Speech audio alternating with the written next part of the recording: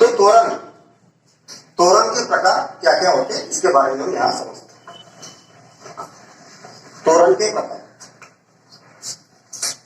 त्वरण के प्रकार। त्वरण, एक समान त्वरण, जैसा कि हमने इससे पहले भी वेग वगैरह में गति में देखा था, एक समान त्वरण,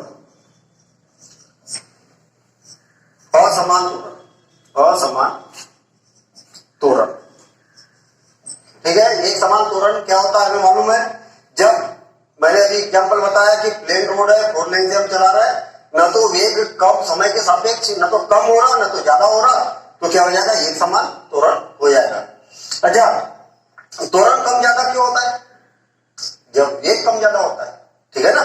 तो जब वेग कम करेंगे तभी तो त्वरण कम होगा, वेग ज्यादा करेंगे तो त्वरण बढ़ेगा।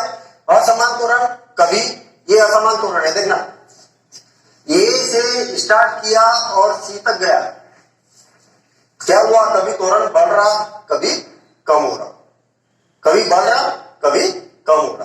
देखिए यहां से यहां तक बढ़ते हुए जा रहा, 60 मीटर प्रति सेकंड था और यहाँ पर 30 मीटर प्रति सेकंड इसका त्वरण हो गया। इसका मतलब क्या हुआ कि असमान त्वरण, जब वेग कभी बढ़ता है समय के सापेक्ष कभी कम होता है, तो उसको क्या बोला जाएगा, असमान त्वरण बोला जाएगा। धनात्मक त्वरण या ऋणात्मक त्वरण या शून्य त्वरण। देखिए एक समान त्वरण, असमान त्वरण। असमान त्वरण को भी अगर देखा जाए तो दो प्रकार से होगा। एक तो धनात्मक त्वरण होगा। धनात्मक त्वरण मतलब जब एक्सीलेटर देंगे और वेग क्या होगा, समय के सापेक्ष बढ़ेगा। और ऋणात्मक त्वरण मतलब समय के सापेक्ष क्या होगा, वेग समय के साथ वेग कम होगा, तो ये क्या होगा, ऋणात्मक त्वरण होगा। और शून्य त्वरण, जब वेग एक समान है तो जीरो त्वरण होगा। बात क्लियर है। अब इससे रिलेटेड हम यहां पर न्यूमेरिकल करते हैं। हमें मोटी मोटी बातें इसमें क्या मालूम होना चाहिए, समय के साथ वेग में परिवर्तन त्वरण कहलाता है। ठीक है, त्वरण का फार्मूला ये है, इसकी इकाई मीटर प्रति सेकंड का स्क्वायर है। इसके साथ में त्वरण क्या है, सदिश राशि है। और त्वरण धनात्मक, ऋणात्मक या शून्य त्वरण हो सकता है। ठीक है, जब वेग बढ़ता है तो त्वरण क्या धनात्मक होता है, जब वेग कम होता है तो ऋणात्मक त्वरण होता है। जब वेग समान रहता है, एक समान रहता है, तो त्वरण क्या रहेगा, समय के सापेक्ष एक समान रहेगा तो त्वरण शून्य रहेगा। न तो वेग बढ़ेगा न तो कम होगा, न तो त्वरण एक जैसा रहेगा। तो ये सारी बातें हमें मालूम होना चाहिए।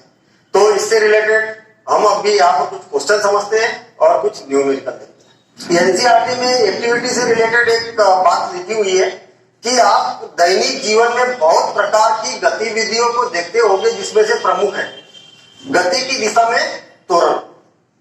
गति की दिशा में त्वरण का मतलब क्या है, जिस ओर गति हो रही उसी ओर क्या होगा, त्वरण होगा। और त्वरण क्या होगा, जब धनात्मक होगा तो क्या होगा, त्वरण बढ़ते हुए जाएगा, तो उसको क्या बोलेंगे हम, गति की दिशा में त्वरण कहा जाएगा। त्वरण गति की दिशा के विरुद्ध है। मान लिया जाए कि हम यहाँ पर एक एग्जाम्पल लिए थे, ये पॉइंट है और यहाँ पर t = 0, t = 10 और t = 15। और सपोज करें कि यहाँ पर जो वेग है 10 मीटर प्रति सेकंड और यहाँ पर 60 मीटर प्रति सेकंड, जो हमने पिछले बार एग्जाम्पल लिया था, और यहाँ पर कितना हो गया, 30 मीटर प्रति सेकंड यहाँ पर वेग हो गया। तो यहां पर यदि हम देखते हैं कि यहां से यहां तक क्या है, एक समान त्वरण है।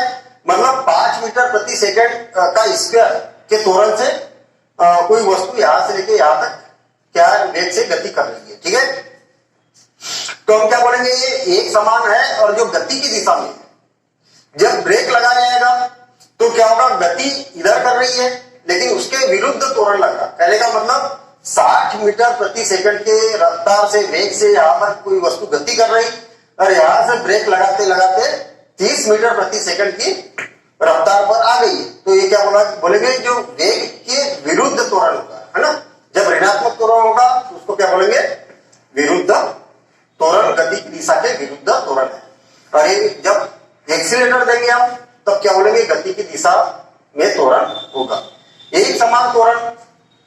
अच्छा, इनके उदाहरण अगर देना है तो हम साइकिल का जब स्लोप में साइकिल चलती है तो अपने साइकिल की रफ्तार क्या होती है, बढ़ती है, वेग बढ़ता है, तो बोलेंगे हम त्वरण गति की दिशा में है। और जब हम ब्रेक लगाएंगे तो बोलेंगे कि गति की दिशा के विरुद्ध त्वरण है। एक समान त्वरण, जब कोई वस्तु ऊपर से नीचे की ओर गिरती है तो वो क्या है, एक समान त्वरण का उदाहरण है। असमान त्वरण, असमान त्वरण का ये वाला एग्जाम्पल दे सकते हैं।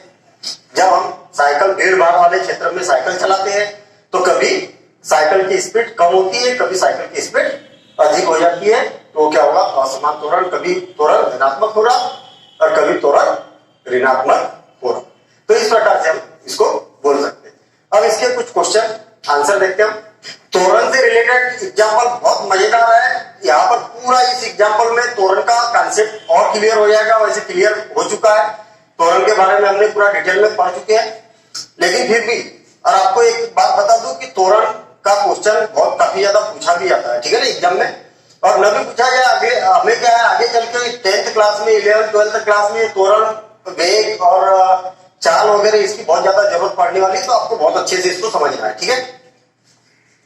विराम अवस्था में राहुल अपनी साइकिल को चलाना शुरू करता है। साइकिल शुरू है, मतलब उसने साइकिल निकाली है, साइकिल पर बैठा, अभी विराम अवस्था में चलाना शुरू कर देता है और 30 सेकंड में 6 मीटर प्रति सेकंड का वेग प्राप्त करता है। देखना, राहुल क्या करता है, यहां से साइकिल को चलाना शुरू करता है और 6 सेकंड, यहां पर कितना हो गया, 6 सेकंड में उसका वेग कितना हो जाता भाई, 6 सेकंड में नहीं, 30 सेकंड में। 30 सेकंड में इसका वेग कितना हो जाता, 6 मीटर प्रति सेकंड, 6 मीटर प्रति सेकंड इसका वेग हो जाता है।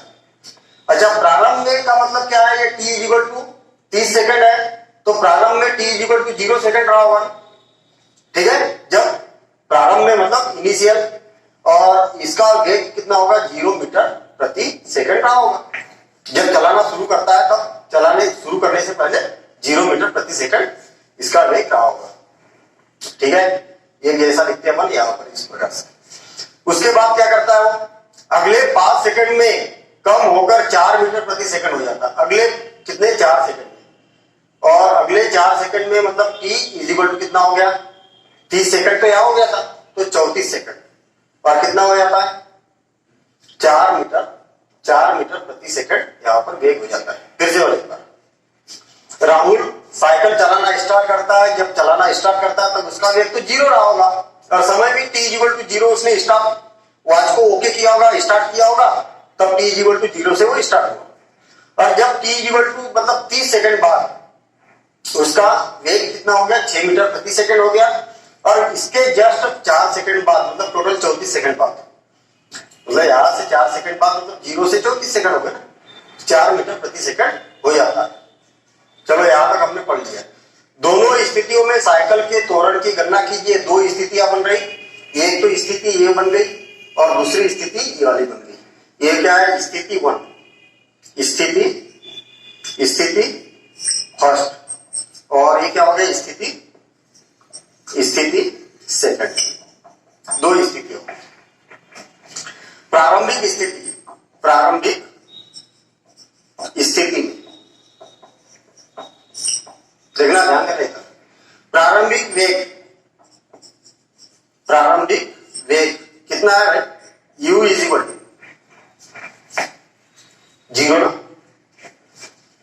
0 मीटर प्रति सेकंड, और अंतिम वेग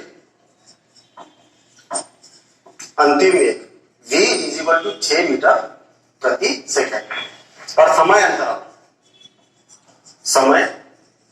अंतराल कितना हो गया, 30 minus 0 is equal to 30 second. तो त्वरण बराबर से अंतिम वेग माइनस प्रारंभिक वेग डिवाइडेड बाय समय अंतराल, और अंतिम वेग कितना, 6 माइनस 0 डिवाइडेड बाय 30 कितना हो गया, 6/30, तो 6/30 मतलब 1/5 यानी 0.2 मीटर प्रति सेकंड का स्क्वायर।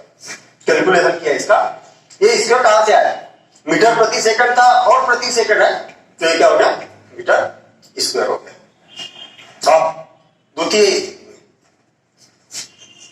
द्वितीय स्थिति। क्या हो गया? प्रारंभिक वेग कितना है भाई? प्रारंभिक वेग अभी है 6 मीटर प्रति second, u equal to 6 metre per second. और अंतिम वेग v इक्वल टू 4 मीटर प्रति सेकंड। और समय अंतराल कितना है? इस समय में से इस समय को माइनस करेंगे तो बराबर से कितना हो गया? 34 माइनस 30 और सेकंड, और इक्वल कितना हो गया? 4 सेकंड। तब त्वरण बराबर से क्या हो गया? v minus you divided by T, और v का मान कितना है? 4 माइनस 6 मीटर प्रति सेकंड और डिवाइडेड बाय 4 सेकंड। और इसमें से इसको माइनस करेंगे तो कितना हो जाएगा? -2 डिवाइडेड बाय 4 और मीटर प्रति सेकंड और डिवाइडेड बाय सेकंड। ठीक है, तो 1/2 मतलब 0 माइनस 0.5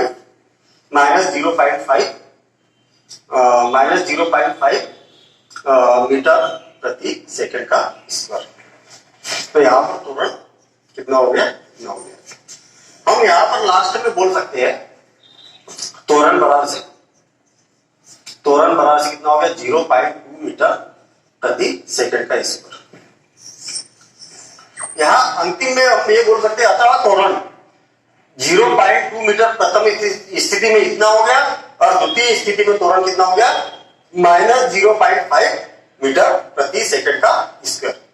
और लास्ट में हमें ये बोलना है कि ये जो त्वरण में ऋणात्मक चिन्ह बताता है ना, ऋणात्मक चिन्ह ये बताता है कि ब्रेक लगाया गया साइकिल में, इसका मतलब वेग में परिवर्तन की दर क्या हो गई? यहाँ पर कम हो गई।